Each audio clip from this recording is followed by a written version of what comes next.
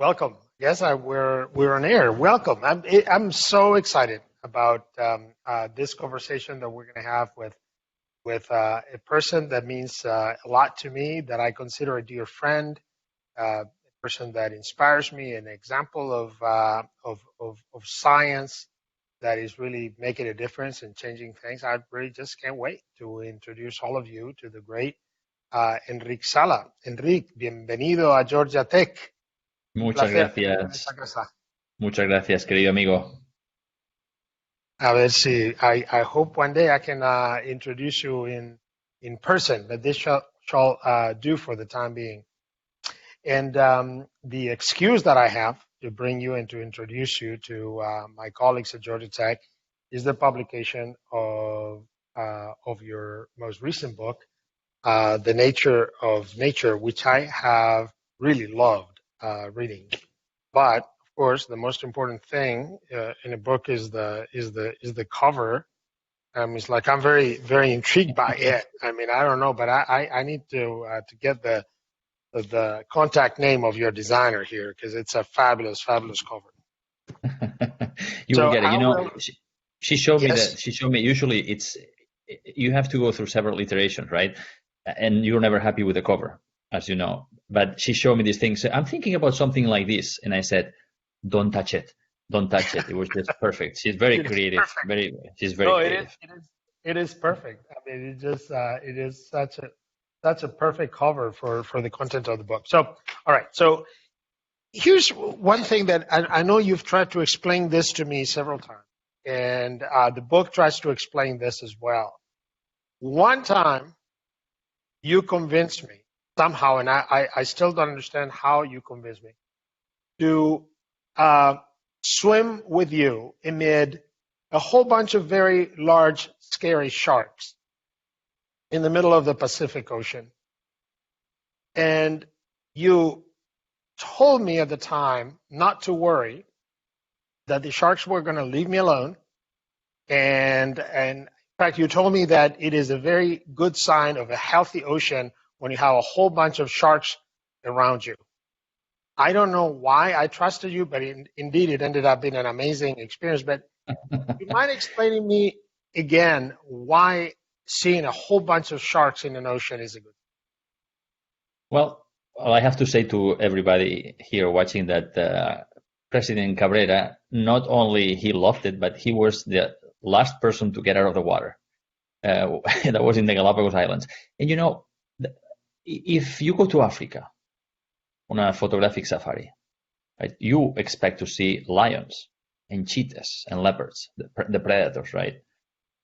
If you go to a place with abundant large predators, the animals that are on top of the food web, it means that everything below is healthy, because to support a healthy, abundant population of the predators, there has to be a lot of food underneath for them to eat, right? That's the only way. You cannot have, lions or wolves on a very small island in the middle of the ocean. You need the space, and you need all the food, the base of the food chain. So that's why if you get in the water in a place with lots of sharks, the sharks are not going to worry about you, because they are abundantly fed, right? And you are probably too weird. We are too weird and not appetizing enough. And during our prestigious expeditions around the world, we've done thousands of dives, and we've done hundreds of dives with sharks, and we never ever had a problem. So the predators are the animals that the keystone of the ecosystem. It's like an architectural arch. You have the keystone on top. If you remove it, the arch collapses. Same thing. These are the species. The top predators are the species that they are the glue that bind the ecosystem together. Right, and I loved how you explained that in the book. But it's not intuitive, though, right? I mean, because somehow it's like, well, the keystone keeps the arc together, and keeps, you can say that the keystone species keeps the ecosystem together. Actually, in this case, it kind of eats the ecosystem, right? So why wouldn't you just remove the top predator? I mean, wouldn't that somehow increase the health of the ecosystem for everybody else? That's what people think, and that's the same argument that the Japanese, for example, have used to kill whales in the Southern Ocean, in Antarctica. They say, well, the whales are eating lots of krill, the shrimp that lives in the Antarctic Ocean, and fish that we could be eating instead. So if we kill the whales, the krill and the fish will increase their populations, and there will be more for us to catch, right? But what happened? As soon as the whales were starting to be killed, the krill went down too. Because in the case of the whales, there are some whales that eat at the surface, like the baleen whales that can eat plankton. There are whales that eat a little deeper, and the deepest is the sperm whale that can go 3,000 feet. So they help to mix the deep water with the shallow water, but also in Antarctica, when these whales eat the krill, the shrimp have a lot of iron in their tissues. And the whale absorb part of the iron, but some of the iron they excrete with their feces. And that iron helps to fertilize the waters. So there are these blooms of microscopic algae that are the food of the krill, which in turn are the food of fish and leopard seals and penguins and albatrosses. So the whales, by eating and recycling the nutrients from the krill, are fertilizing the waters with their poop and making the water more productive. You remove the whales and the entire system collapses. Same thing on coral reefs with the sharks. You remove the sharks, and that's just the first step where things are going to get out of whack, and you are going to end up with a reef that is where the corals are dead, overgrown by seaweed and slime. So it seems counterintuitive, but when you understand the mechanisms of what these animals do, then it becomes very clear. So you talk about in the book a lot about the complexity of ecosystems, and I love, by the way, how you are breaking down some complex concepts that we've all, at some point or another studied, and yet I think that you bring a lot of clarity to it. But it was very interesting when you talk about biodiversity. In fact, I think you have a chapter which says diversity is good. I love the clarity of that. And but you start by talking about an experience where you were at a conference and a journalist, right, who's not a biologist, asked that simple question, which I know it's a question I have asked you. I have asked our common friend Tom Lovejoy, who coined the term of biological diversity. Then intuitively, I guess we get the sense that, when I scuba dive, the more creatures around me, the prettier it looks. But the question is, why does it really matter how many species there are in a specific ecosystem? Why, other than sort of maybe the tourist interest, why should we care? Yeah, that's a question that is very utilitarian, right? Do we really need all these species out there? We have about 10 million species of plants and animals and 1 trillion different types of microbes, and they all interact in miraculous ways to self-assemble in these wonderful ecosystems that we call coral reefs, kelp forest, tropical forest, wetlands, grasslands, etc. But do we really need all these species? Well, what we have understood through ecological research is that the more species that are in an ecosystem, the more mature and complex the ecosystem, the more good things it does for us. We know that the more biodiversity there is in a forest or in a grassland, the more carbon that forest can capture from the atmosphere, helping to mitigate climate change.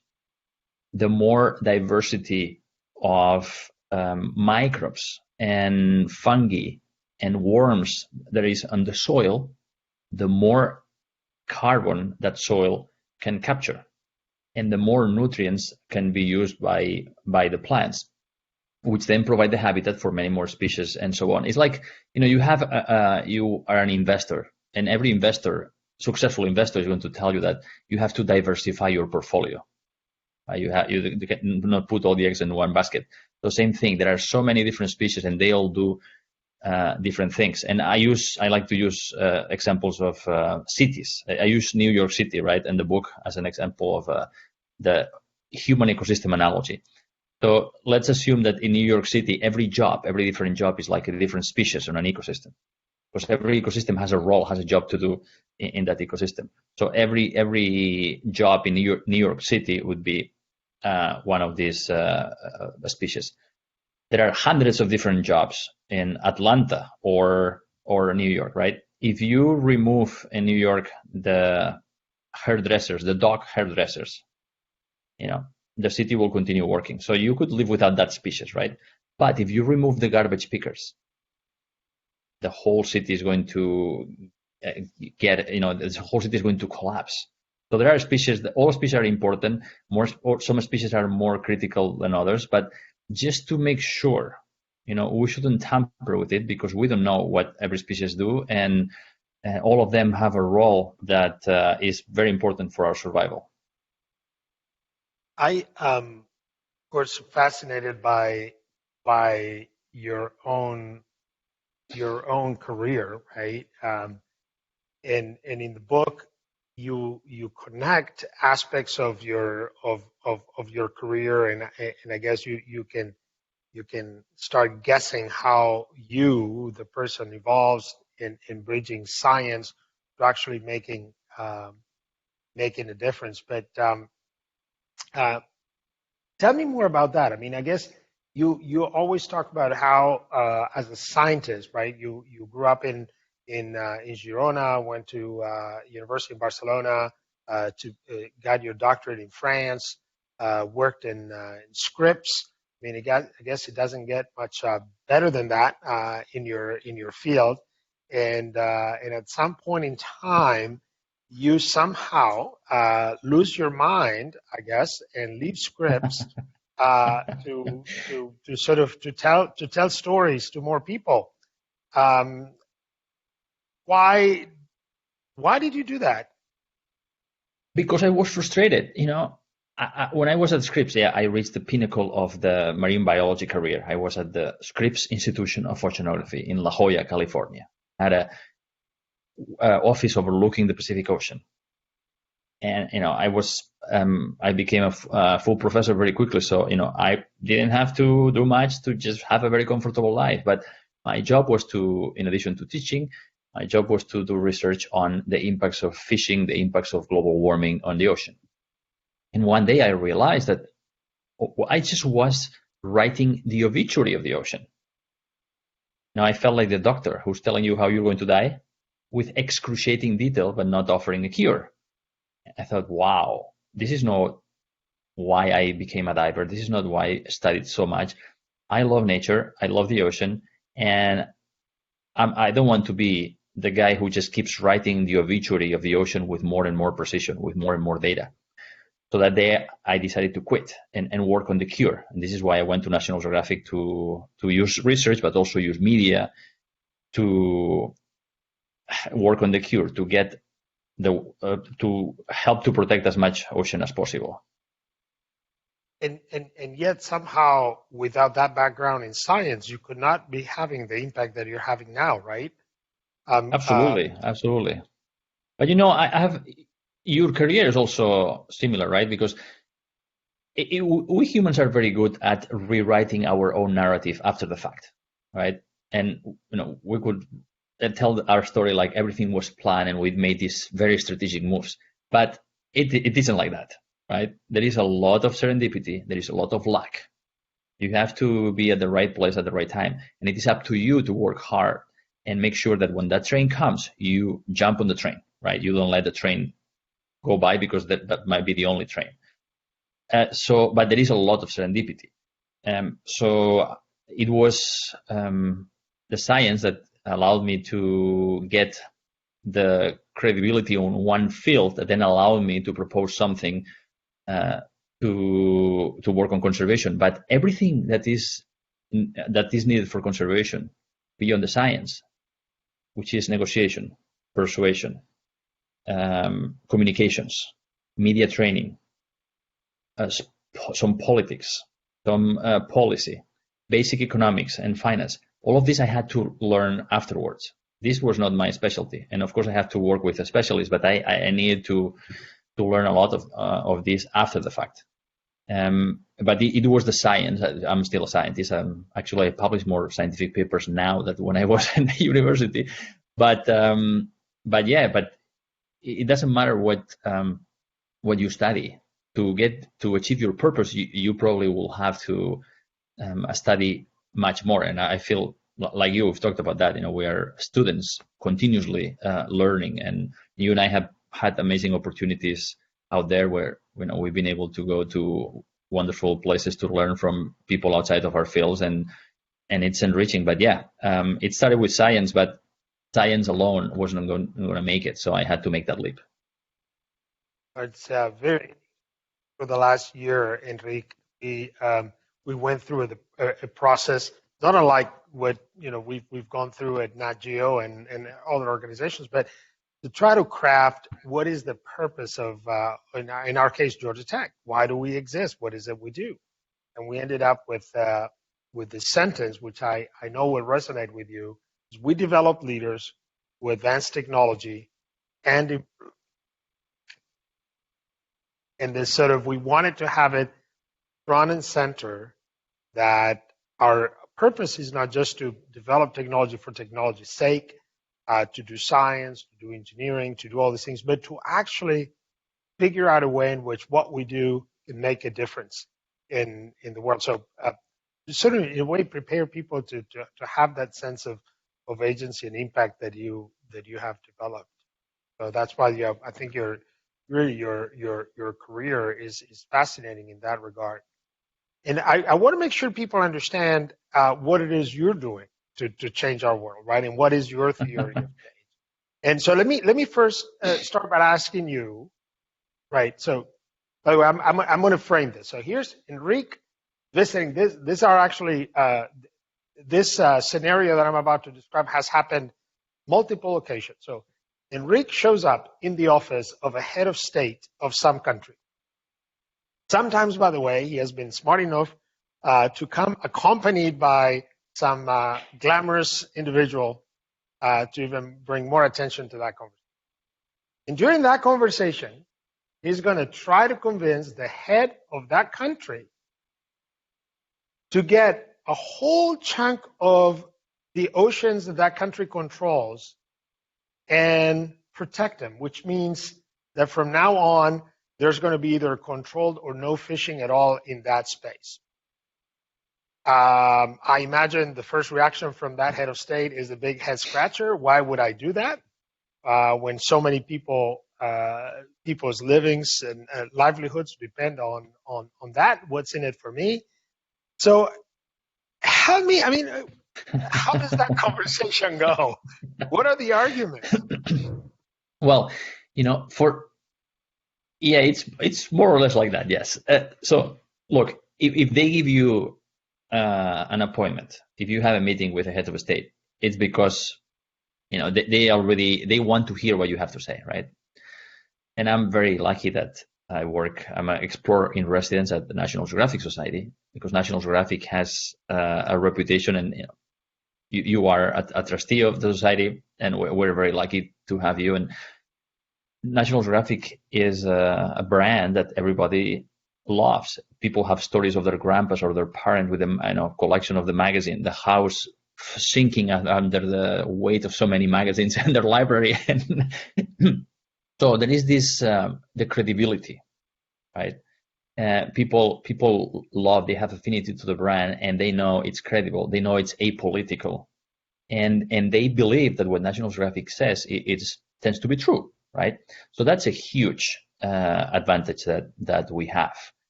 And then we make sure that it's all about the audience, right? It's not that I'm going to tell that person something. It's that I'm going to propose something to that person that is going to make her and her country better, right? I'm not going to ask for something that is crazy or that is going to harm the majority of the population. So when I was in the university, I thought that having information was enough. You have the data, and the decision maker is going to make a rational decision. But clearly, that's not the way humans operate. So what we do is, first, we reach to the heart of that leader. We want the leader to fall in love with that place. Sometimes we've been able to take presidents or ministers to the field with us. So if they cannot come, then they bring the place to them through our videos. Once, even for a president who used virtual reality, he could be, and he was swimming among turtles and hammerhead sharks. So first we make that emotional connection, and when the leader falls in love with his places and realizes that, wow, these places are unique and irreplaceable, and they are threatened, they belong to us, I have an opportunity to do something about this. Then we come with the science and the economics to show that protecting this area is going to be more beneficial to her country than the status quo, right? And then you have a winning argument. But it is, before we get into the rational argument, we have to get into the emotional argument, and this is where I think we win the battle, to making them fall in love with these places. And you've been, when we were together in the Galapagos, did you fall in love with the place? I mean, it's impossible not to, right? Right. But that it is fascinating, because as scientists, that's the piece that we maybe know the least about or focus the least on, which is the emotional piece. I mean, we rely on the data, on our theories, publish the data. We then somehow become frustrated when our data is not utilized. And in a way, so it's like we put it on someone else's hands to make that translation, to take that content and put it in the hands of the person that can do something about it. And what's very interesting about your journey is, like, you figure out how to do that, and you did not abandon science. You're still you're still there. So tell me a little bit more about the sort of the science and the economics, because I guess this is the heart of your theory of change, right? The science and the economics of preserving the wild as intact as it is, right? And of course, I found the Georgi Gauss experiments. I found them fascinating, which I'm sure those are well known for all biology students. I was not familiar with those experiments. I thought were fascinating. But you go from that sort of neat explanation of why sort of providing places to hide is essential, and translate that into big complex ecosystems. So what is the sort of the theory of change? Why do we need to protect the wild? Well, there is no, people worry about the economy and the markets and financial markets, etc. But there are no financial markets in the moon or Jupiter, right? Because there is no biosphere, there is no living layer on those moons and planets.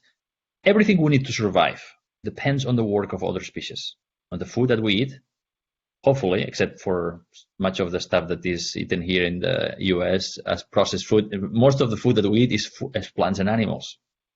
The water, the clean water we drink, hopefully it's been filtered by a natural wetland or by a healthy forest. The oxygen we breathe comes mostly from bacteria and microscopic algae from the ocean. Right? So we could not survive. We cannot replace all these goods and services that are absolutely essential to our survival that nature provides for us for free. Right? So without healthy nature, there is no humans, right? And then, of course, if without humans, there is no economy. And there is this, we have been asked to worship this golden idol of growth, economic growth, right? As if we are working for the economy, as if we are working for money, but it is the economy that has to be working for us, right? So if we understand, and I think that everybody would agree that without the living layer of our planet, there would be no us. Without a natural world, there would be no us. But then still some people say, okay, but we cannot afford to protect more. We need to cut more forests, and we need to fish more of the ocean because we'll need to feed 10 billion people. Well, yeah, but we already produce food for 10 billion people. Only that we waste a third of it from the farm or the boat to the table. So if we just fix the way we process and distribute food, we wouldn't need to destroy more of nature. And today, half of the fertile land has been already converted to agriculture. And half of that is used to feed livestock. So we could live, we humans, with a plant-based diet that provides all the nutrients and proteins that we need. If we shifted to this plant-based diet, we would require only half of the land we use today for agriculture, if it was well used. And we could give that other land back to nature so it can continue providing all these services to us, including absorbing all this excess carbon pollution from the atmosphere and helping us to slow the warming of the planet, right? So if that's not enough, right, then we have the economics. People are asking, well, but we cannot afford to protect. How much do we need? So the science is telling us that we need to protect at least 30% of the planet by 2030.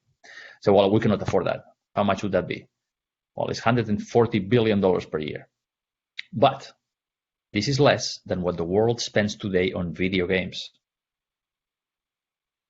And also, for every dollar that we invest in nature, in protected areas, nature gives us at least $5 in return.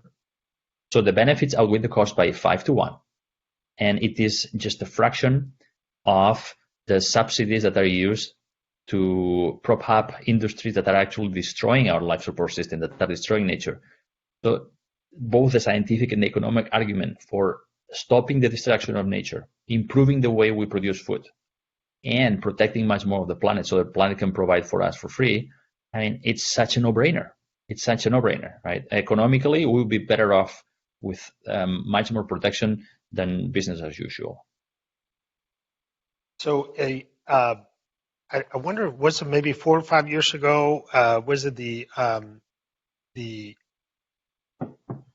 optimism, the Earth Optimism? Earth Optimism Summit.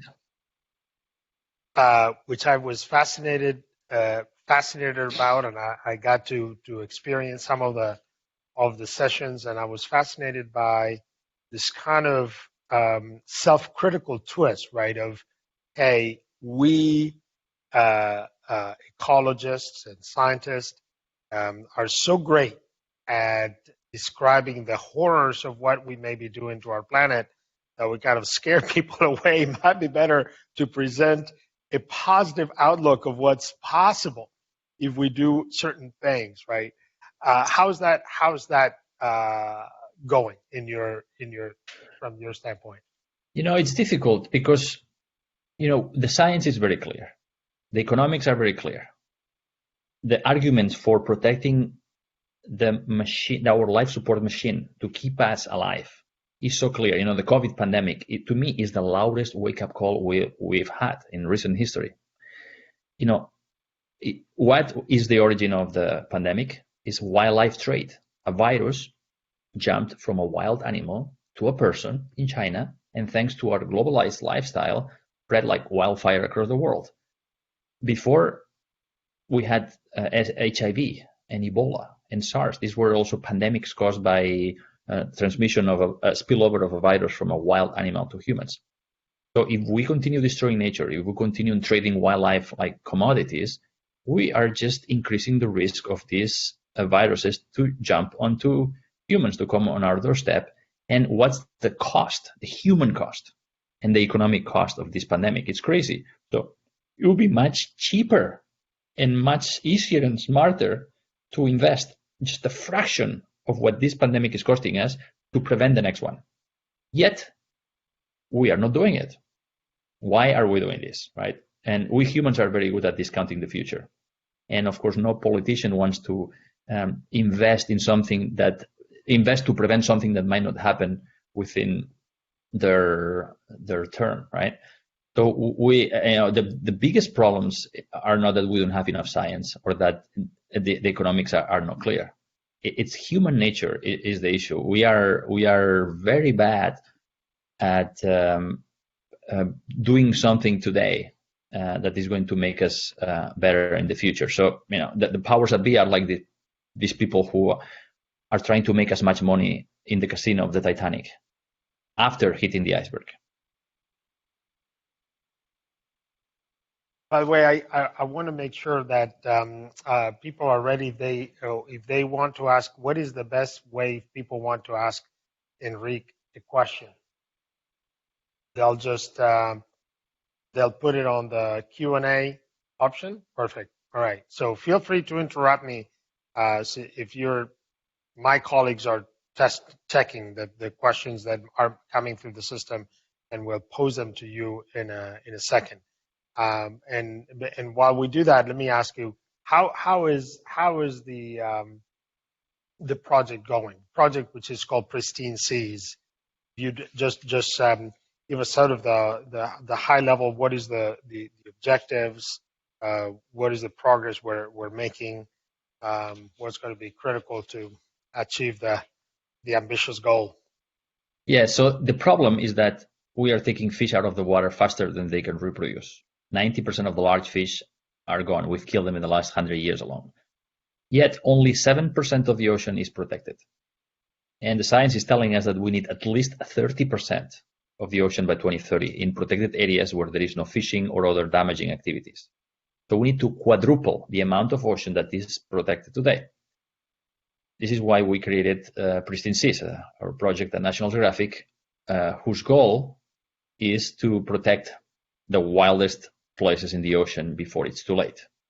And we use a combination of expeditions, research, media, policy work to work with communities and inspire country leaders to protect these places in marine reserves, in national parks in the ocean before it's too late. And so far, so we are winning lots of battles. We're still losing the war because we don't have enough. We need that 30%. But as a project, we've been successful beyond our wildest dreams. We've been able to work with governments to protect 22 of the largest marine reserves on the planet. And the combined surface covers over half the size of the United States. These are areas where ocean life is not killed or disturbed by oil drilling or mining or development. These are areas where marine life is thriving, but also is helping to replenish the areas around. So, it's good news, but still, we cannot retire yet. There is much, much more of the ocean that we need to protect. Thank you. All right. Here's one of the questions. So our first question, we have teams of students developing detailed GIS databases for conservation land in the Patagonia. How may we collaborate with National Geographic Society and your teams to support your efforts in achieving that 30% conservation target? That is from Kevin Caravalli. Yeah, Kevin, I'm glad that you are working on some georeference data for Patagonia. I'd love to know a little more, but everybody has a role to play here. And if let's say that we at Pristine Seas are able to double the impact we had so far. We've helped to protect about 2% of the ocean. If we're able to replicate that in the next decade, that's 2% more. Still, it's far from the 30%. And when you look at what the conservation organizations are planning to do, if you add all up, it doesn't add up. We are not getting to 30%. We need much more. So I would encourage you and your colleagues to work directly with the groups in the area where you're working, with the local communities and in Patagonia, if there are indigenous peoples also, because we need many, many more efforts. And conservation is something that has to be decentralized. We cannot expect that the big organizations are going to lead conservation efforts anymore because it's just not sustainable. We need to democratize conservation, and we need to make sure that local communities not only are aware of the problem and the benefits of the solutions, but they are also empowered to act. And Enrique, as a follow-up, because I know you have used GIS data quite extensively. So give us a sense of what sort of sets of questions you think that GIS technology may help us address in the field of conservation. It may be the examples that you've used. Or No, absolutely. So when we go to country leaders and we ask them, we tell them that the science is telling us we need to protect 30%. of the ocean. And they say, why? And we tell them, because that will prevent a massive extinction of species. Those areas are going to help replenish the fishing grounds around them, so there will be more fish to catch in the future. These areas will provide new economic opportunities through diving tourism, for example, because the divers want to go where the fish are, and this is a high-spending tourism. In some places, creating more jobs and bringing in more revenue than fishing. So there are all these benefits, right? That's the why. And say, okay, but if you convince me, but now where should we place these areas? Because there is a lot of fishing here. If I put a reserve here, the fishermen are going to complain, right? This is where GIS comes in. So we have a study that was published in the Proceedings of the National Academy of Sciences last week, where we used GIS tools, and we used models that show that if we protect the right 5% of the ocean, that will help to increase the fish catch outside these areas by 20%. So protecting 5% of the ocean would increase the global fish catch by 20%. And this is something that we couldn't have done without spatially explicit models, where we can use GIS tools to identify what are the areas that are the top priority for protection. So that's one example. Perfect. Thank you so much. You have another one? Yes.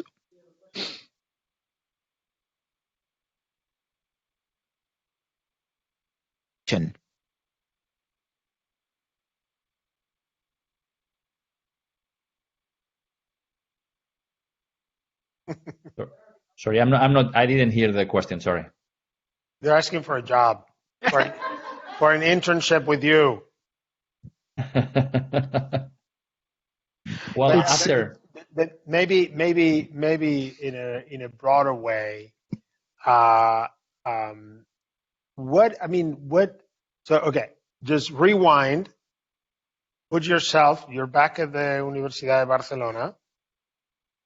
Now with what you know, what kinds of experiences, internships, what would you do different to maybe get to do the kind of work you do today? What kinds of experiences you wish you could have done back then, or you would recommend a younger Enric to? Yeah.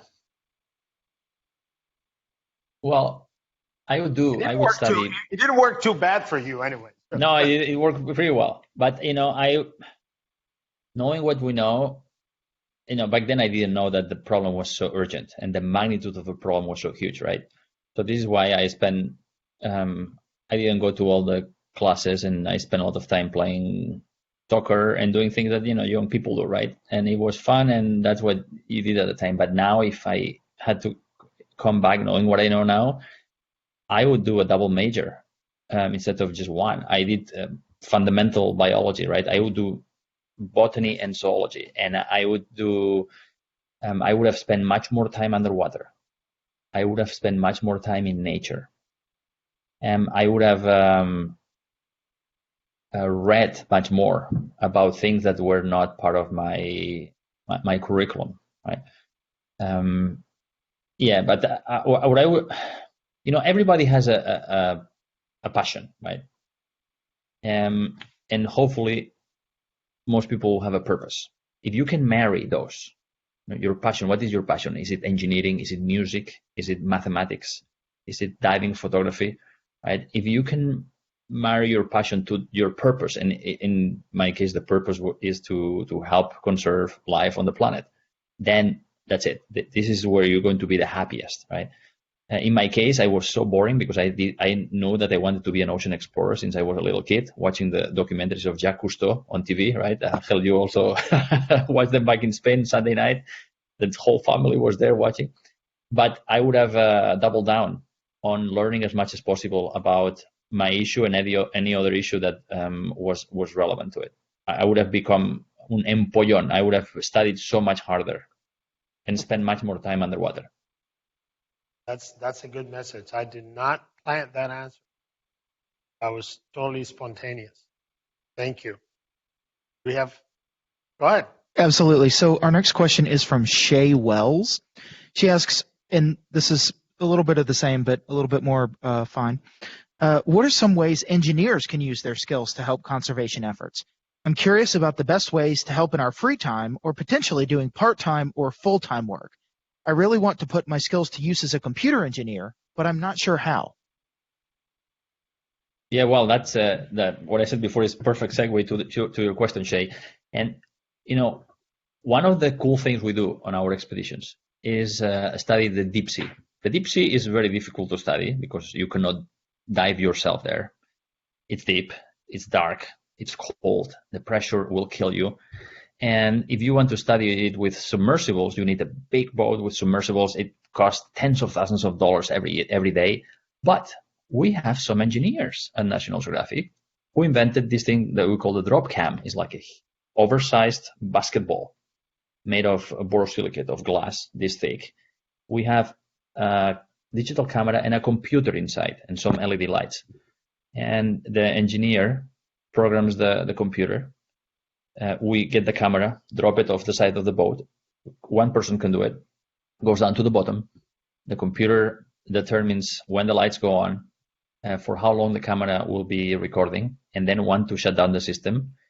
Run an electric current that will burn a cable and will release the camera, and a drop at that weight will stay on the bottom. The camera will go to the surface, send the signal to the boat, and we'll go rescue the camera.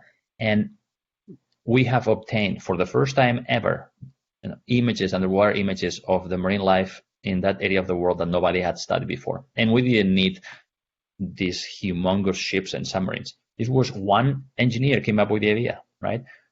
So what I would suggest is find a problem and then find a solution. You engineers are very good at this, right?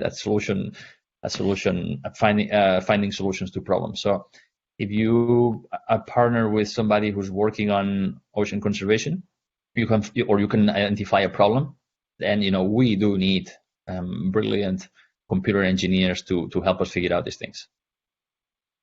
That is a great example. In fact, one of the things that we're working on is how I would argue that engineers and computer science we're better at solving problems traditionally than at defining them, right? And that's an area that we're really working on, and even relying on partnerships with organizations around us, with even called service learning, like engaging our students with organizations that are working with very important in local problems, right? You don't have to go to sort of Galapagos, or you don't have to go to the Amazon to understand the complexity of an ecosystem or the importance of protecting an ecosystem that you may have just right here, right? So anyway, we're trying to figure out how to do that better, how to embed our students in local organizations and help them, again, not just solve problems that are given to you, but to actually help define problems that can make a difference. That's a great example. Do you have more questions? Yes, we do. This next one is from Banu Garg. He says, we're facing a mass extinction with many species dying off and many more expected to go extinct in the near future. How do we determine what species to save versus which to allow to die off? Yeah, that's a great question. There are so many academic ecologists who are thinking of triage, right?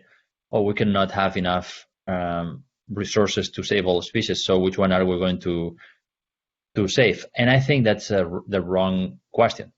Instead of thinking of a world of scarcity, let's think of a world of abundance.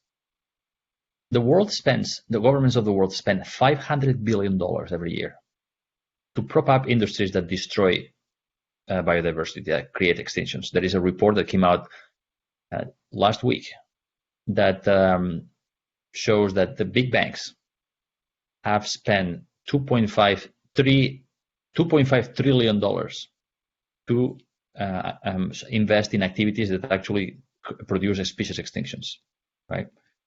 So the money is there.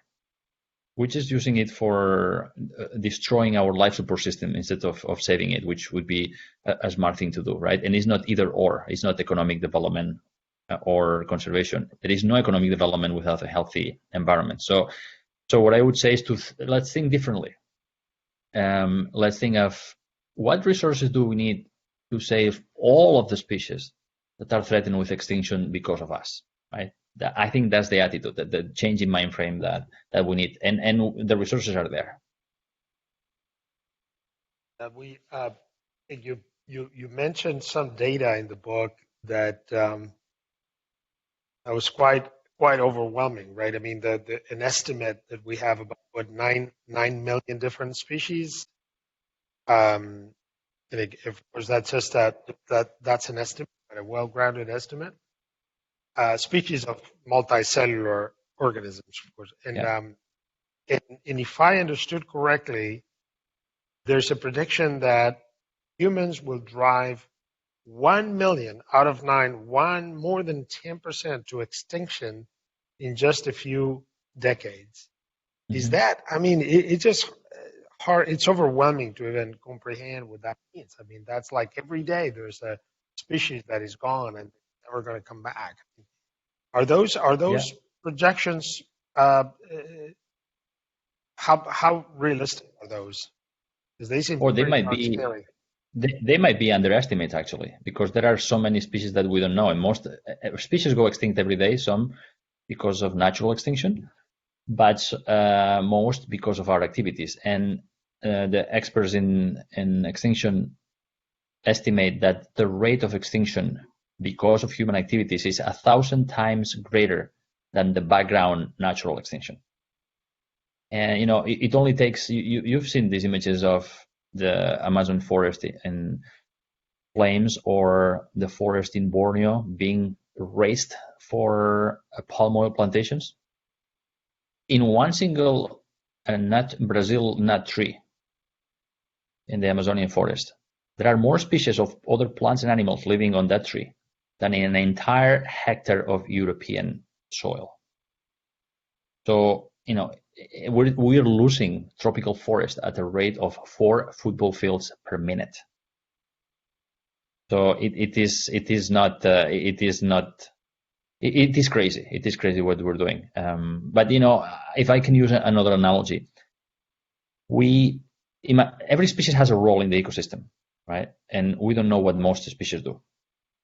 The top predator kills the weak and the old and ensures that there is a big turnover below them, so the ecosystem is productive. Imagine that we go once we can fly again. We go to the airport. We get on the at the terminal, and the flight attendant is telling us, "Okay, before you board the plane, I want to tell you that we are missing 3 different screws on the plane. We don't know what screws are these. We don't know what their function is. We don't know from what part of the plane, but we know that we are missing 3 screws.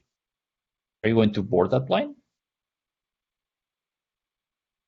Same thing with species. We don't know what they do. The species that produces the most oxygen that we breathe is a bacteria in the ocean that we discovered only 30 years ago.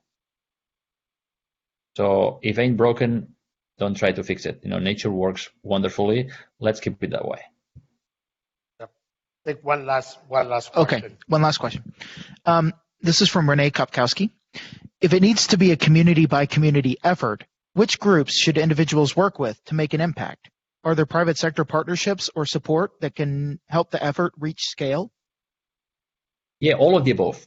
Look, we need the countries of the world next year at the UN Convention on Biodiversity to agree to 30% target, 30% of the planet, land and sea, protected by 2030. So we need that top-down target, top-down mandate. And we are working with the WIS Campaign for Nature on that, and we already have 32 countries, and the European Commission have joined that group of living nations, which is growing, to have that global mandate. Then, who creates national parks or marine reserves? It's countries. Every country has jurisdiction over their territories, and they are the ones who are going to decide what to protect. So to create a national park, you need to work with the government, but also with the communities living in or near that place, right? With the stakeholders in an area. But then there are opportunities for businesses. Businesses can fund the restoration of a mangrove forest in a place in the tropic where these mangroves have been destroyed, right? As carbon offset, for example. So there are so many opportunities, so many possibilities, and we need all of the above. There is no single organization or mechanism that is going to do what we need to do, which is 30% of the planet protected. So let's protect what's still wild, and also let's restore and rewild much more.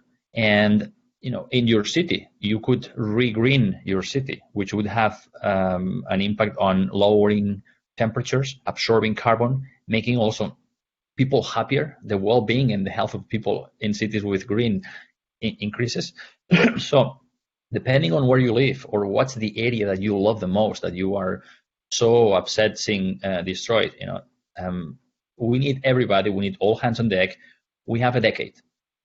This is our final chance to save biodiversity, which is what provides stability to our planet.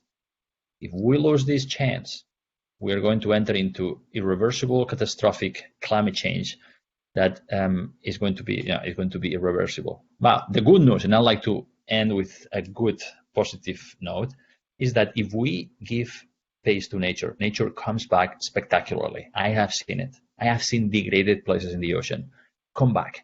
The fish life, the corals, after just a few years. Nature has this resilience, this extraordinary ability to bounce back if we just give her some space. So that's what we need to do. Enric, when we can get you to Atlanta and to visit our campus, we will show you a very exciting project on our campus called the Eco Commons.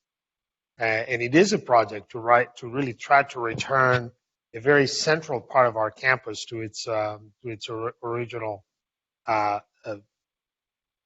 composition. And obviously, Wonderful. It's been fragmented, and it's not going to be. But I mean, we're working on a couple of very neat projects on our campus, which I can't wait to show you. The other thing, by the way, that Enric has been very active in work with the Brookings Institution and the Rockefeller Foundation around how to promote and how to achieve the Sustainable Development Goals. And you should be happy to know that we are embracing the framework of the Sustainable Development Goals as a way to guide decisions that we're making around the curriculum, but also around our multidisciplinary research. It's been wonderful. But I want to maybe just close this by reading a small paragraph from your book. I mean, I would ask you to read it, but I don't know that you have it in front of you. So I'll read it for you. How about that? Please go ahead. I thought the book really was not just inspiring and very informative, but very well written. It was very engaging. Anyway, I'll leave you with this paragraph. And by the way, it starts. Enric starts describing this great experiment, which I was aware of actually because of other a prior chapter in my life. The biosphere too was this grand experiment, tried to recreate a self-sustaining ecosystem in an artificial setting in Arizona outside of Tucson. Anyway, that experiment didn't go very well, but we did learn a couple of very important lessons.